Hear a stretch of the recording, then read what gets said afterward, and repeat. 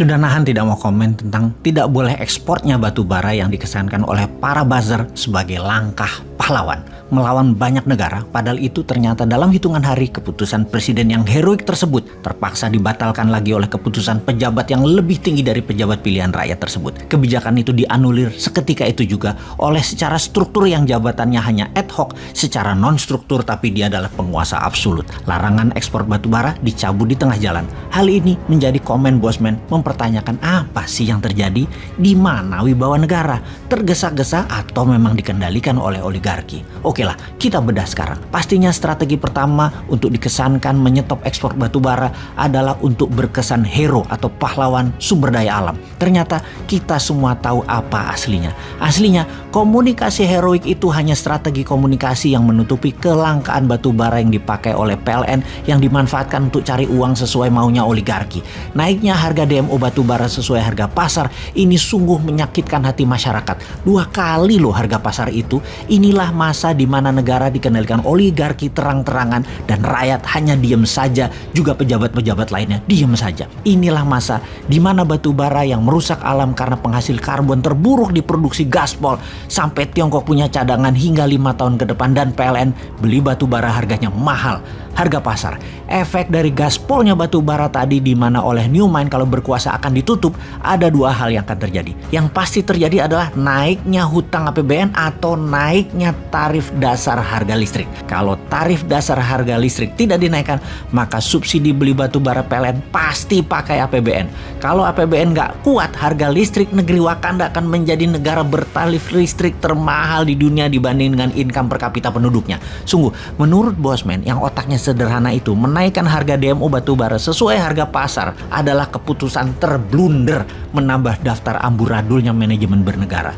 Lalu membuka lagi ekspor batu bara adalah juga tidak pas, harusnya main cantik terutama ke Tiongkok. Ups, maaf lupa. Tiongkok harga mati ya. Lupa gua. Lanjut. Oke lah, sesungguhnya mainan tingkat tinggi di atas itu nggak akan terasa ke rakyat kecuali harga listrik naik. Rasanya hal ini tidak mungkin dilakukan, yaitu harga listrik naik. Yang pasti adalah harga listrik disubsidi yang ditanggung oleh APBN dan pastinya pakai hutang dolar lagi yang bayarnya sampai kapanpun nggak akan bisa, yang akan membuat beban generasi berikutnya. Ngerti banget dah strategi keuangan dan bagi-bagi kue khas kali ini bernegaranya. Monggo dilanjut. Ini sesungguhnya adalah masalah rebutan sekitar 1.800-an triliun rupiah uang APBN. Dibagi buat oligarki, buat parpol dan politikus. Sahabat, negeri Wakanda ini dikelolanya begini terus sampai kapan ya rakyat itu bisa sadar ya? Ibarat kita ini pegawai, perusahaannya hidupnya tuh ngutang, omset turun, profit nggak ada. Lalu pemilik dan pengelola perusahaan ngutang sana sini dengan menjamin aset perusahaan negara. Rakyat yang cuek dan tidak sadar akan bilang yang penting gua kan digaji, dinaikin lagi gajinya biar nggak ngomel maksudnya. Sebenarnya kalau kita lihat pembukuan sudah parah ini perusahaan.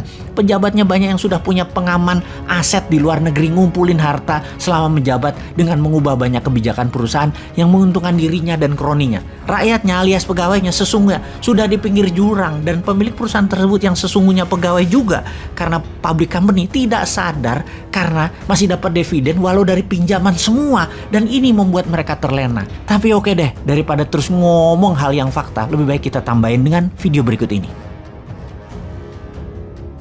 Kalau kita bicara 50 tahun yang lalu, jarang ada oligark yang langsung menjadi kandidat yang berkampanye dan coba menang. Dan itu sebenarnya karena oligarki itu takut terekspos. Mereka lebih suka di belakang layar, tapi menentukan apa yang akan terjadi, siapa yang akan naik, siapa yang tidak akan naik.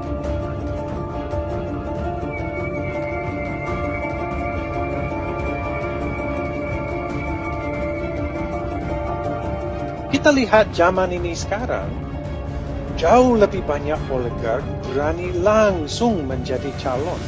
Nah, apakah ini baik atau tidak? Di satu sisi, mungkin ini baik karena lebih transparan. Kalau dunia ini dikuasai oleh oligark, lebih baik kita lihat mukanya langsung. Dan mereka duduk di DPR, di kursi presiden. Turunan dari merebaknya oligark ini ke political corruption. Jadi mereka masuk bukan korupsi nyuap pejabat untuk apa, tapi menentukan isi undang-undang. Dan di tengah pandemi ini mereka telah berhasil untuk mengegolkan undang-undang batubara yang baru. Itu oligark bener itu, karena cuma 6 perusahaan menguasai 70% produksi batubara.